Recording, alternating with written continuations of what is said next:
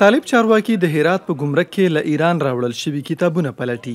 دوی د کتابونو منځپانګې او عنوانونه ګوري او هغه چې د دوی په باور له اسلامي او ملي ارزښتونو سره په ټکر کې وي او ادبیات د طالبانو د ادارې پر ضد وي له کتابخونو ټولوي. د کتابونو د پلټلو دا دنده د هغه کمیسیون پر غاړه ده چې د اطلاعات او کلتور وزارت په چوکاټ کې فعال دی. دغه وزارت ویلي د روان کال تر اکتوبر میاشتې 400 دغه شان کتابونه په نښه کړي او ځینې یې له بازار راټول کړي. د ټولو هغو راوړل شویو کتابونو ارزونه کوو چې په هغو کې عقیدوي او مذهبي اختلافات وي او زموږ ټولنې کې ستونزې پیدا کوي.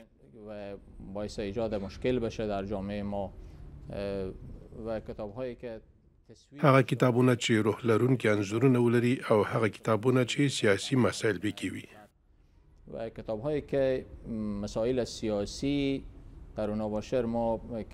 د کتاب ارزونې دا کمیسیون هغه کتابونه له کتاب پلورنځیو ټولوي او بندیز پرې لګوي چې ټوله منځپانګه یې د دوی له باورونو سره په ټکر کې وي، خو د ځینو جزوي اختلافاتو په لرلو سره یې بیرته مستردوي.